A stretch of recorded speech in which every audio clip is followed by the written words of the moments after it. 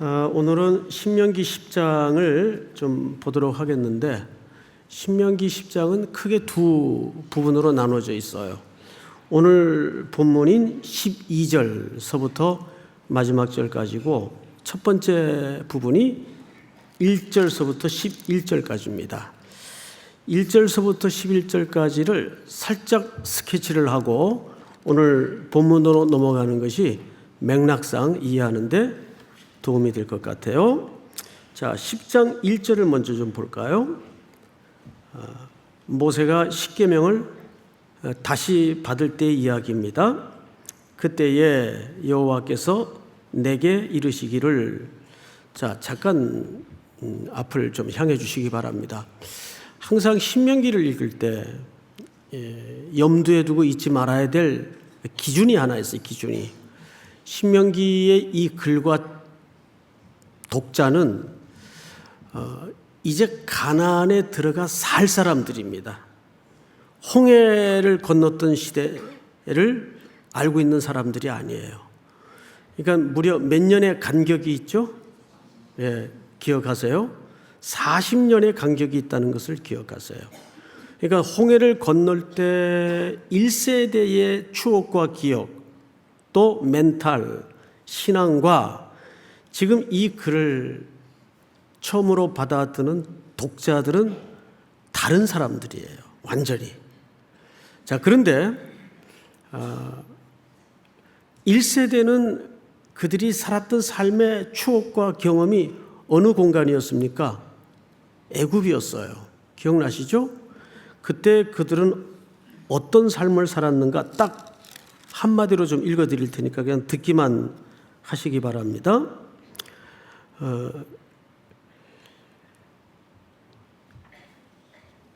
여러 해 후에 애굽 왕은 죽었고 이스라엘 자손은 고된 노동으로 말미암아 탄식하며 부르짖으니 그 고된 노동으로 말미암아 부르짖는 소리가 하나님께 상달된지라. 그래서 하나님께서 뭐라고 말씀하셨는가 하면, 가시떨기 불꽃 가운데 모세를 부르실 때 그들의 고통을 분명히 보고 듣고 알고, 이렇게 표현을 했어요. 그러니까 이들이 애굽에 살 때의 모든 삶의 내용은 거의 지옥이었어요. 그러니까 하루하루 그냥 연명하는 거예요. 이걸 삶이라 그럴 사람은 없어요.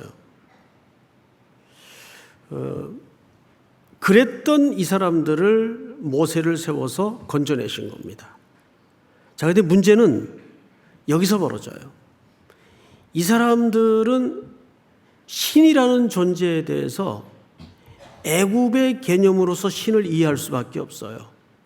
그럼 애굽의 신과는 뭐죠? 다신론이에요. 범신론이에요. 우상이죠, 전부 다. 그러니까 가상의 신들을 자기네들의 욕망과 필요에 따라 만들어서 섬기는 문화 공간에, 가치 세계관에 쩌들었던 사람들이에요. 그러니 이들을 건져내서 그들의 의식 한복판에 일일이 눈을 뜨게 해서 하나님이 어떤 분인지를 가르치고 경험케 하고 하는 것이 광야의 노정이었다, 그 말이에요. 그리고 이제 그 세대는 또 광야에서 불순종으로 다 쓰러졌습니다. 지금 가나안을 목전에 두고 이 글을 들어 배우고 읽고 있는 사람들은 광야 세대예요. 이 또 달라요. 그리고 그들의 애굽에 대한 기억이래야 부모 세대들로부터 들었던 이야기밖에는 알 도리가 없는 거죠. 그리고 이제 이들은 애굽과는 비교할 수 없는 엄청난 역사의 공간에 이제 밀어넣어질 겁니다.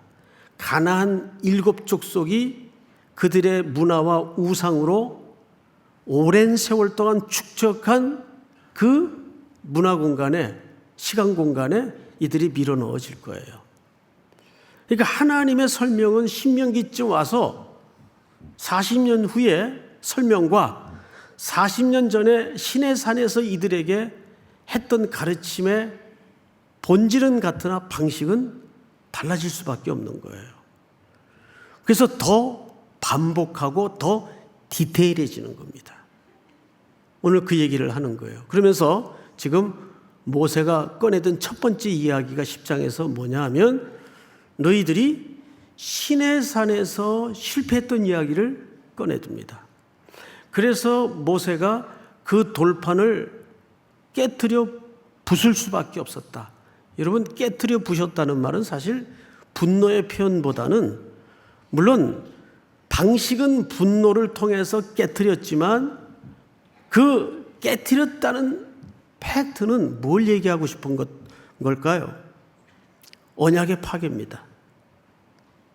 누가 파괴했죠? 이스라엘 백성들이 그 언약을 파괴했다는 뜻으로서 그 돌비는 부서뜨려집니다. 언약의 파괴예요. 그러면 그걸로 손 털어도 누구 하나 뭐라 그럴 사람 없고, 계약은 원래 그런 거예요. 한쪽이 파괴하면 그 계약은 끝나는 거예요. 그런데 하나님이 모세에게 두 번째 돌비를 써서 주신 거죠. 오늘 아침에 우리가 배웠던 내용이기도 하죠. 성경을 일주일에 4권을 준비하다 보니까 이게 자꾸 중첩이 돼요. 저도 설명하다가 이 얘기를 내가 어디서 했지? 이게 자꾸 헷갈려요. 아침에 한 얘기가 오늘 저녁에 또 나오는 거예요. 이거는 뭐 또 한 반증인가 하면 성경은 항상 같은 주제로 일관성을 갖고 있다는 반증이 됩니다. 자, 오늘 본문을 좀 보십시다. 1절. 그때에 여호와께서 내게 이르시기를 너는 처음과 같은 두 돌판을 다듬어 가지고 산에 올라 내게로 나오고 또 나무개 하나를 만들라. 이 나무개가 뭐가 됩니까? 법궤가 됩니다. 법궤. 네가 깨뜨린 처음 판에 쓴 말을 내가 그 판에 쓰리니 너는 그것을 그 궤에 넣으라 하시기로. 3절 다 같이 시작. 내가 조각목으로 궤를 만들고 처음 것과 같은 돌판 돌을 다듬어 손에 들고 산에 오르매. 여호와께서 그 총의 날에 산 위 불 가운데서 너에게 이르신 십계명을 처음과 같이 그 판에 쓰시고 그것을 내게 주시기로. 5절 시작. 내가 돌이켜 산에서 내려와서 여호와께서 내게 명령하신 대로 그 판을 내가 만든 궤에 넣었더니 지금까지 있느니라. 네.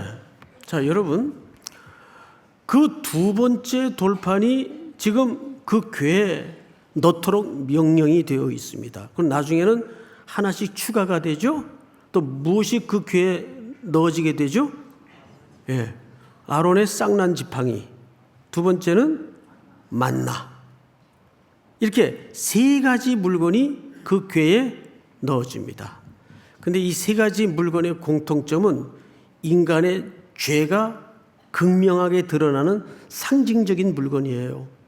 아론의 쌍난 지팡이는 결국 이스라엘 백성들의 반역과 불순종으로 나타난 기적의 지팡이였어요. 아론의 쌍난 지팡이. 그 쌍난 지팡이가 궤에 들어가도록 되어 있죠. 히브리서에 보면. 그리고 두 번째는 만나입니다. 만나는 거기 왜 집어넣었을까요? 기적의 상징으로 넣었을까요? 아닙니다. 만나도 결국은 하나님이 이스라엘 백성들에게 광야 기간을 통해서 경험하게 했던 중요한 근본적 동기를 아셔야 됩니다. 만나는 단순히 기적의 상징적 물건이 아니에요. 이들이 기르시고 입히시고 먹이시는 하나님을 온전히 신뢰하지 못하자 하나님께서 하늘에서 떡을 날마다 내려주셨어요. 그리고 신명기 8장의 결론은 뭐였죠? 이 떡만 있으면 너희들이 나를 잘 섬길 수 있다고 말하지 않았니?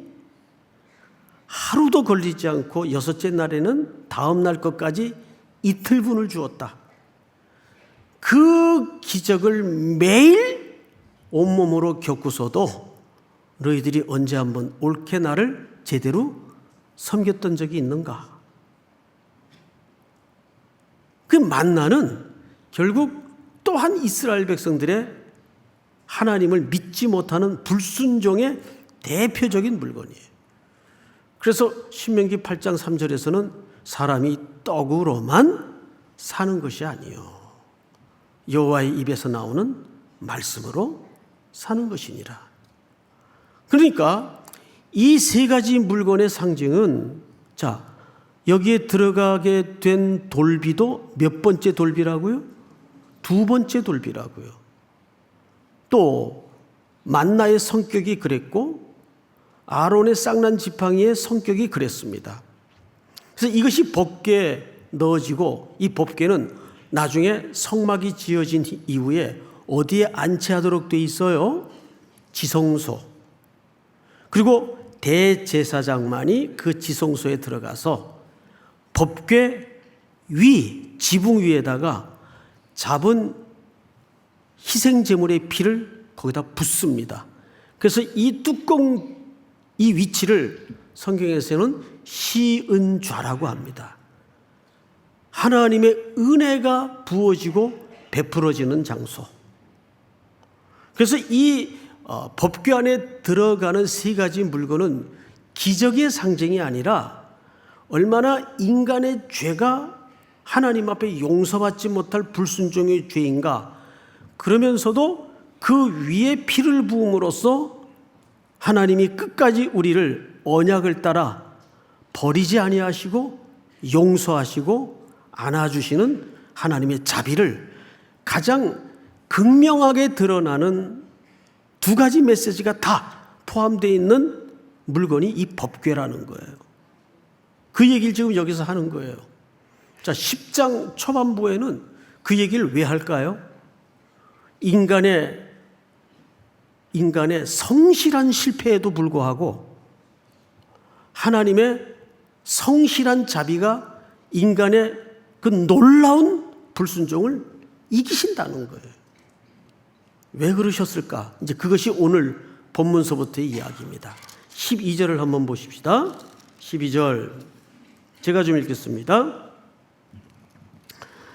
이스라엘아, 네 하나님 여호와께서 네게 요구하시는 것이 무엇이냐? 네 하나님 여호와를 경외하며 그의 모든 도를 행하고 그를 사랑하며 마음을 다하고 뜻을 다하여 네 하나님 여호와를 섬기고. 13절 같이 한번 읽겠습니다. 시작. 내가 오늘 내 행복을 위하여 내게 명하는 여호와의 명령과 규례를 지킬 것이 아니냐. 네, 여기 무슨 단어가 등장을 하냐면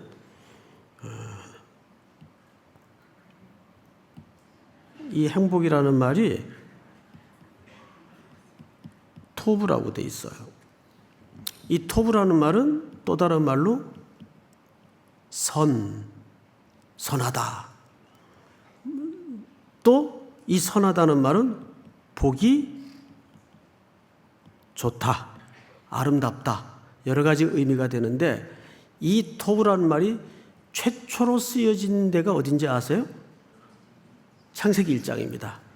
하나님이 이 세상을 하나하나 설계하고 만들어 가실 때마다 보시기에 심히, 그 단어가 바로 이 토브입니다. 좋았다. 토브입니다. 이 토브를 오늘 신명기서에는 뭐라고 번역을 했죠? 행복이라고 번역을 했어요. 행복. 지금 대한민국은 무슨 공화국이라는 별명이 있죠? 우울공화국.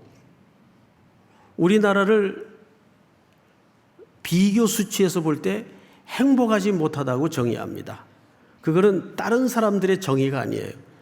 객관적인 수치로는 어쨌든 경제 이제 강국에 우리가 속해 있어요. 옛날보다 더 풍요해졌고 더 잘 먹고 잘 살게 되었는데 국민들의 스스로의 평가는 옛날보다 더 행복하지 못해요. 사회학자들이 원인이 어디 있을까? 두 가지 굵은 사실 하나를 정의해냅니다. 첫째, 대한민국이 우울공화국이라는 오명을 뒤집어 쓰고 행복하지 못한 데에는 이 민족의 특유한 상대적 박탈감을 어느 민족보다도 깊은 컴플렉스로 갖고 있다는 거예요. 이것은 우리나라의 교육의 가치관의 문제가 개입되어 있기도 합니다. 예를 들어서 행복이라는 것은 내가 주관적으로 느끼는 어떤 거예요. 이 행복이라는 것을 플라톤도 결국은 제대로 정의하지 못했고 그 정신분석학자인 프로이드도 결국은 제대로 정의하지 못했어요. 프로이드는 심지어 이런 얘기까지 해요. 도대체 행복이란 뭐란 말인가? 사색하고 고민해서 행복의 그 정의를 문자화시키고 내려놓으려고 해도 행복의 정의를 못 내렸어요. 플라톤도 마찬가지였고. 그럴 수밖에 없는 게 행복이라는 것은 수치화할 수 없는 거 아니에요. 행복을 자로 재가지고 수치화할 수 있나요? 이거는 결국 다분히 주관적인 어떤 자기 만족감으로부터 시작할 수밖에 없는 거예요. 이 주관적인 감정으로부터 국가의 행복까지 확대시킬 수가 있는데 문제는 이 주관적인 행복의 기초가 한국 사람들은 유난히 경쟁사회에서 네가 행복하면 내가 불행해지는 이상한 사고구조로 교육을 받았기 때문에 어떤 다른 민족보다도 상대적 박탈감이 더 크다는 거예요. 멀쩡히 잘 있다가도 동창회 한번 갔다 오면 괜히 심란해지는 그 원인 모를 짜증 이런 것들이 난다는 거죠. 그래서 이 한국 사람들이 특유하게 갖고 있는 어느 민족보다도 강한 기질의 상대적 박탈감이 행복감을 뺏어간다는 거예요. 그래서 어느 민족이 행복한가 통계를 찾아보면 의외로 저 아프리카의 이름도 모를 나라의 백성들 아주 신발도 못 신고 다니는데 그 사람들은 그 설문을 받아보면 아주 행복해요. 또 아이슬란드 최고로 행복한 국가의 백성들이 아이슬란드 국가로 나왔어요. 거긴 20시간이 어떤 때는 밤이에요. 20시간이 춥고 물고기 잡아서 생활해야 되고.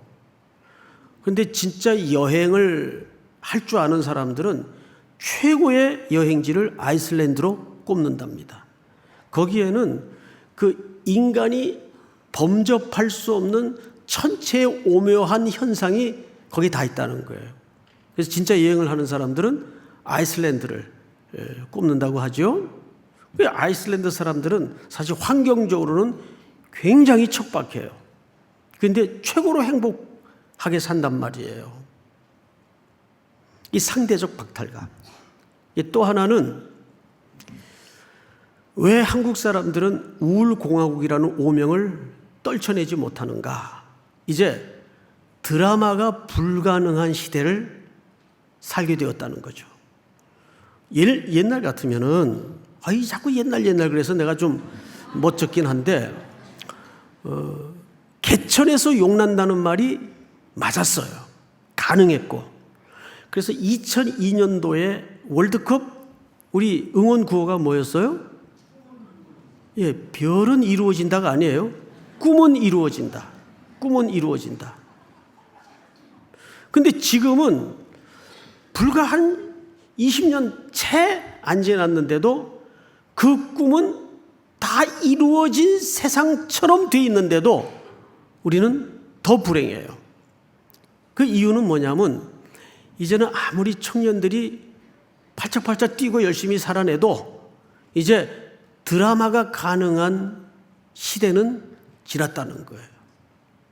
아무리 노력해도 그저 헛발질을 하는 그런 자괴감, 망연자실함 이런 것들이 우리를 우울하게 만든다는 거죠. 제가 얼마 전에 김영석 교수님이 쓰신 그 유명한 책이 있죠. 최근에 100세를 살아보니. 이분 사실 이 글을 100세가 아닌 97세에 쓰셨어요. 그러니까 이제 100세쯤 사실 걸 예상하고 아마 쓰셨는지 모르겠는데 책 제목을 걸맞게 만들려고 그러셨는지는 모르겠는데 뭐 97세, 올해 이제 98세가 되셨겠죠? 사셨으면 이 정도 제목 붙여도 누가 이거 굴하다 이럴 사람이 없죠. 예. 그 글에서 이분이 이런 얘기를 해요. 물론 이제 이것도 결국 이분의 그 주관적 행복론입니다. 근데 여기 귀담아 들을 내용이 있어요. 행복은 인격에서부터 시작이 된다. 그래. 그리고 그럼 인격이 최고의 행복이라면 그 인격이라는 건 과연 뭘까? 그 인격이 고상하면 다 행복한가? 그 얘기인가? 근데 이분의 그 인격론에 대한 해석이 좀 독특합니다. 이 눈에 들어오더라고요. 두 가지로 설명을 했어요. 첫째는 인격이라는 것은 나에게 나를 존중하고 성실히 사는 걸 이분은 인격의 한 축으로 이해를 했어요. 이제 또 하나, 이걸 제가 이제 여러분들과 좀 나누고 싶은 관점이기 때문에 이분의 글을 소개하는 겁니다. 이런 얘기를 해요. 그리고 이웃에 대해서 사랑의 관계를 가지는 것이다. 이게 인격이라는 거죠. 다시요. 첫째는 인격이란 나를 존중해서 나에게 성실하게 대하는 것이고, 두 번째는 이웃에 대해서 사랑을 가지는 것이다. 사랑의 관계를 만드는 것이다. 그 말이에요. 자, 이 얘기가 오늘 설교와 굉장히 부분적으로 연관성이 있기 때문에 인용을 하는 겁니다. 여러분, 오늘 12절에 보니까 이런 얘기가 있어요. 13절. 내가 오늘 네 행복을 위하여 네게 명하는 여호와의 명령과 규례를 지킬 것이 아니냐. 이렇게 해서 쭉 마지막 절까지 우리의 행복을 위해서 이 신명기 10장에 대충 5가지 요구를 해요. 5가지 요구. 여러분, 오늘 주보에 본문의 제목이 뭘로 잡혀 있던가요? 예, 행복을 위한 5가지 요청입니다. 이 요청은 그러니까 누가 누구에게 하는 요청일까요? 그렇죠. 우리 행복을 위해서 하나님이 우리에게 하시는 요청이에요. 우리 자라면서 부모님들에게 이런 얘기 듣고 자랐죠. 내가 너한테 바라는 게 뭐냐? 어디서 많이 들었죠? 예? 아무것도 없다. 단지 뭐뭐뿐이다. 근데 그게 한다발 된단 말이에요. 단지 뭐뭐뿐이다가. 근데 그렇게 부모가 나 너한테 아무것도 바라는 거 없다. 단지 뭐뭐뿐이다. 이게 하나님의 말씀의 패턴이나 육신의 부모의 자녀를 향한 간절함의 패턴이나 어쩜 그렇게 똑같은지 모르겠어요. 사실 하나님이 지금 이스라엘 백성들에게 그 얘기를 하는 거예요. 내가 너한테 원하는 게 뭐냐? 아무것도 없다. 단지 뭐뭐뿐이다. 이 얘기를 지금부터 하는 거예요. 뭘 위해서? 너의 행복을 위해서. 너의 행복을 위해서. 꼭 5가지일 필요는 없지만 이렇게 만들다 보니까 대충 5가지가 눈에 들어오더라고요. 이걸 간단하게 말씀을 좀 드릴 텐데 다시 한번 복습해야 될 주제가 있습니다. 앞을 보세요. 뭐냐 하면 월터 브루그만이라는 분의 안식일의 저항이라는 책을 제가 한 2주 전에 소개해 드린 적이 있죠. 책 제목은 기억하시나요? 예, 이게 아주 좋은 책입니다. 그분이 그 책에서 이런 얘기를 해요. 잊어버렸을 테니까 다시 한번 말씀을 드릴게요. 이스라엘 공동체가 애굽에 살 때는 그 삶의 라이프 스타일이 무슨 의미가 있고 철학이 있고 행복이 있는 삶이 아니었어요.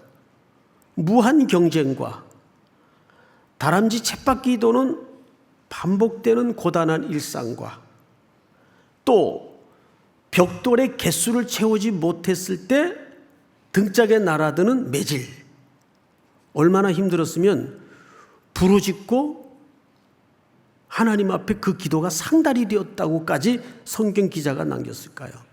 그들의 고통을 하나님이 알고 보고 들었다. 누구에게 한 얘기예요? 모세에게 한 얘기예요.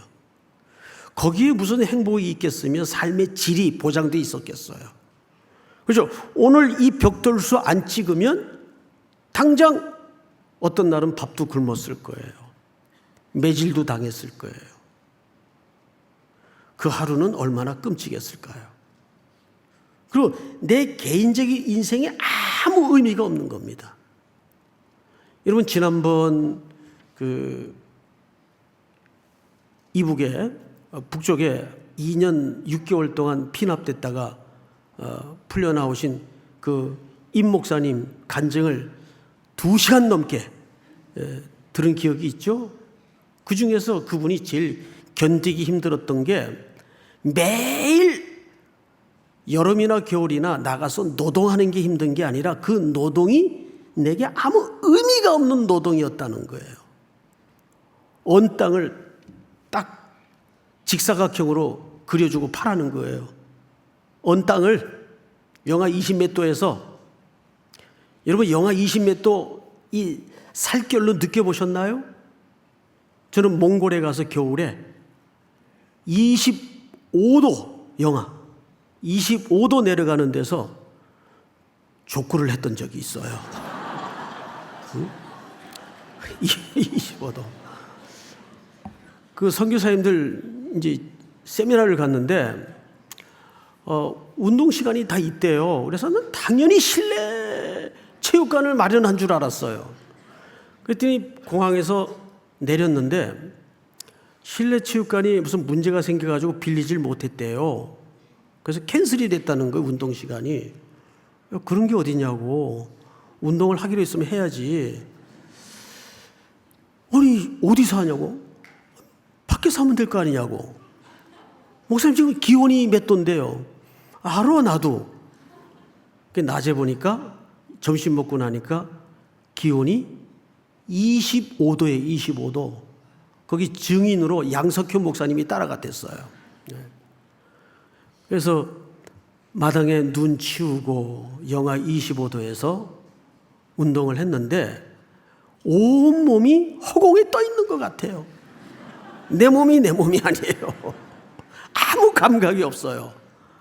근데 사람이 참 대단한 존재인 게 그렇게 1시간 뛰고 나니까 하나씩 볶기 시작해요.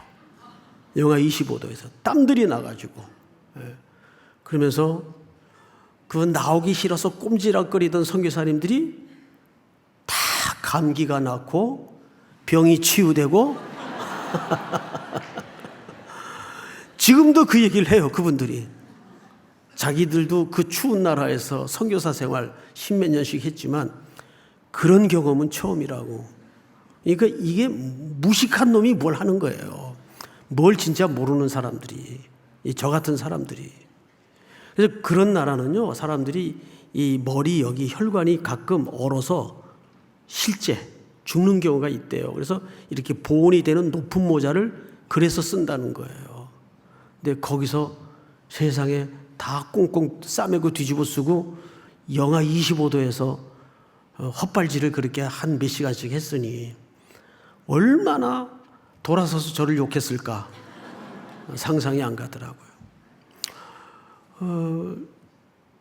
그 임 목사님이 8시간 노동이 힘들었던 게 아니라 자기가 어제 하루 종일 노동을 통해서 팠던 땅을 다음 날 가면 다시 묻으라 그러는 거예요. 이게 사실은 러시아에서 만들어진 무의미라는 형벌입니다.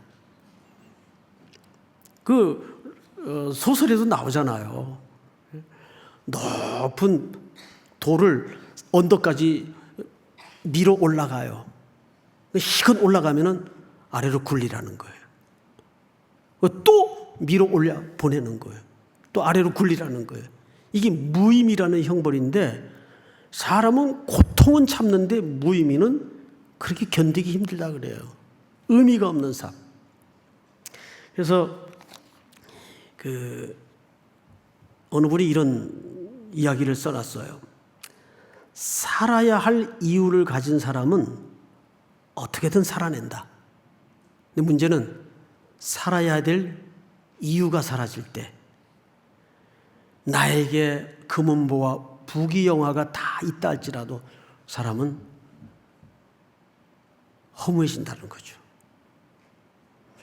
이게 누가 한 얘기냐면 니체가 한 말이에요. 살아야 할 이유를 가진 사람은 어떻게든 살아낸다.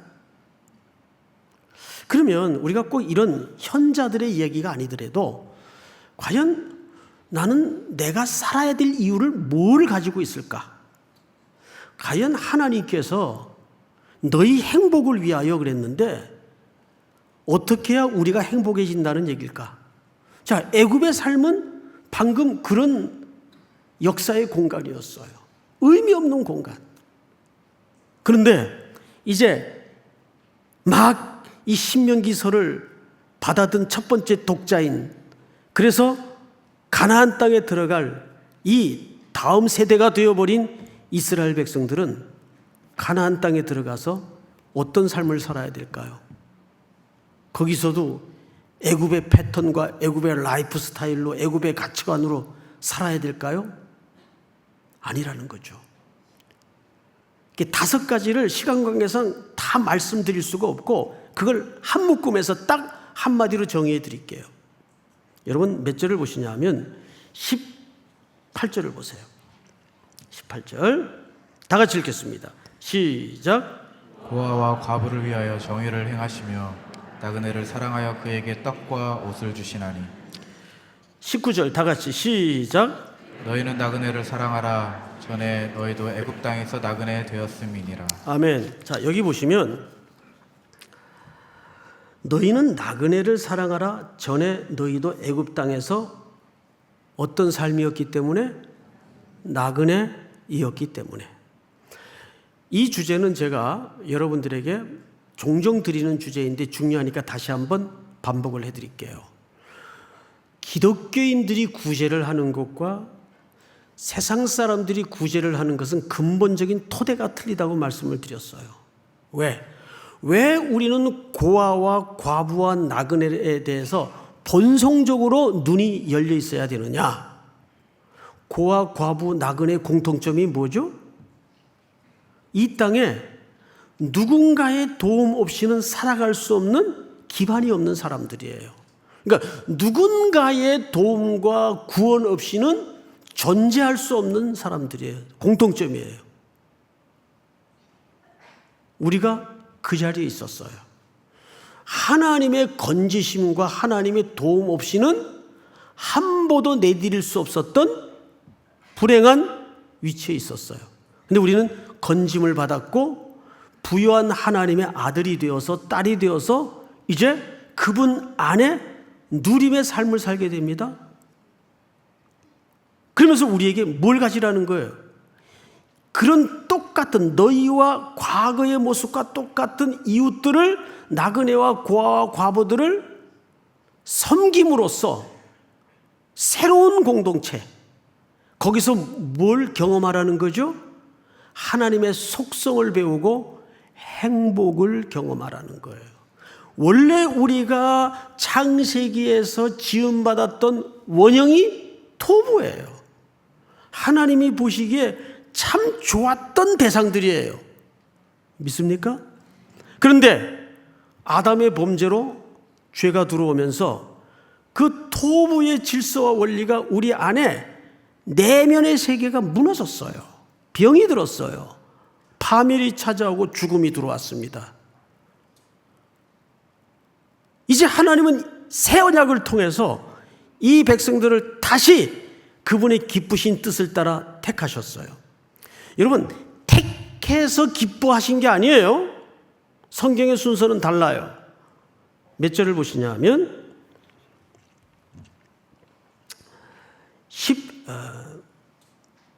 15절을 보십시다. 제가 읽겠습니다. 여호와께서 오직 네 조상들을 기뻐하시고 그들을 사랑하사 그들의 후손인 너희를 만민 중에서 택하셨음이 오늘과 같으니라. 자, 여기 보시면 구원이 먼저입니까? 아니면 기쁘심이 먼저입니까? 기쁘심이 먼저예요. 하나님이 우리를 조건이 있어 택한 게 아니라 그냥 우리를 기뻐하셔서 구원하기로 택하셨다고요. 순서가. 그러니까 그와 같은 것을 뭐함으로써 너희도 똑같이 이웃을 만들고 이웃을 관계하고 이웃에게 다가가 도움으로써 사실 누구를 배우라는 얘기입니까? 그렇죠. 하나님을 배우라는 얘기예요. 그게 우리가 회복해야 될 뭐라고요? 진짜 행복이라고요. 그래서 약한 자들의 이웃이 되는 것은 누구를 경험하고 누구를 배워가는 여정입니까? 하나님을 경험하고 하나님을 배워가는 여정이에요. 그것이 하나님이 하나님의 자녀들에게 갖도록 허락하신 원하시는 목적지요 행복의 정의입니다. 세상 사람들은 고통이 사라지면 행복하다 그래요. 그것도 행복의 일종일 수 있겠죠. 또 세상 사람들은 없던 것이 누려지고 있어지고 충만해지면 행복하다 그래요. 그것도 행복일 수 있겠죠. 그러나 성경의 기준은 우리에게 행복의 기준을 다르게 제시하더라고요. 이웃을 사랑하는 자리까지 가서 내가 원하는 그 행복을 배우라 그 말이에요. 여러분들이 정말 복을 받았다는 건 뭘까요? 내가 도울 수 있는 이웃을 갖게 된 게 복이에요. 우리 삼일교회는 이 본성을 바꿔야 돼요. 삼일교회뿐만이겠습니까? 우리 한국교회가 이제는 내 교회만이 아니라 내 교회를 넘어서 옆을 좀 돌아보고 이 땅에 우리의 도움 없이는 아무 기반도 없어서 죽을 수밖에 없는, 우린 도우면 어떻게 돕죠? 가능성이 있는 사람을 도와요. 가능성 있는 사람을 왜 도와요? 도와줘도 안 되는 사람을 도와야지. 이렇게 사고를 좀 바꿀 수 있을까요? 우린 보통 이렇게 하면 이 사람은 안 돼. 도와줘야 소용없어. 그 사람이 정말 도움이 필요한 사람 아니에요? 자꾸 반대로 생각을 해요. 반대로. 근데 진짜 여러분들이 행복해지려면 하나님의 명령과 질서를 따라서 하나님의 토부의 목적지까지 내가 이웃을 갖는 거예요. 근데 어떤 이웃이요? 도움을 받을 이웃이 아니라 자꾸 나한테 도움이 되는 사람은 다 친구를 막 플러스 쳐놓고 도움이 안 되는 사람들은 막 스팸 처리를 해놔. 차단을 해놔. 당장 돌아가셔서 다 푸세요.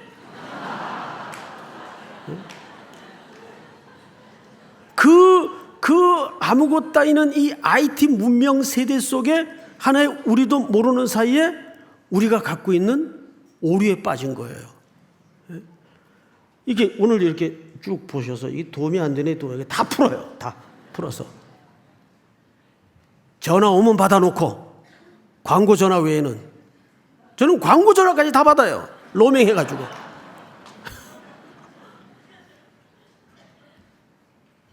행복이 뭐라고요? 내가 도울 이웃과 관계를 맺는 거예요.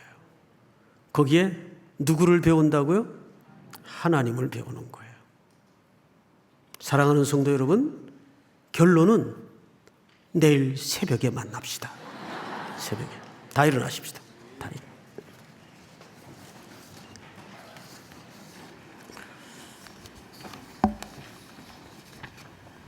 주 은혜임을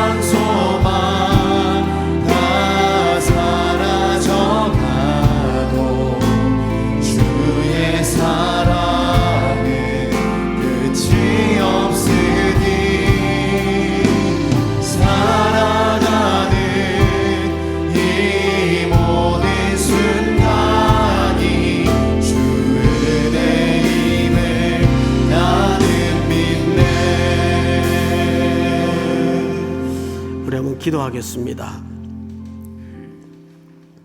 하나님, 참 감사합니다.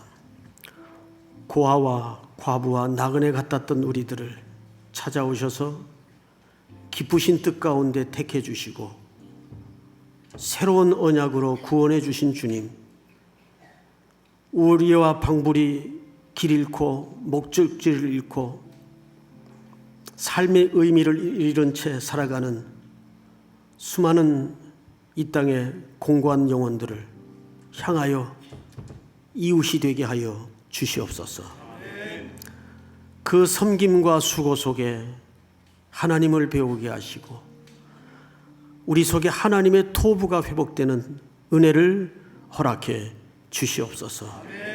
내일부터 시작되는 특세위에도 특별한 새로운 은혜가 임하게 하시고 세우시는 주의 종들을 통해 하나님께서 준비하신 이 시대에 꼭 맞는 강력한 말씀과 은혜가 선포될 수 있도록 인도하여 주시옵소서.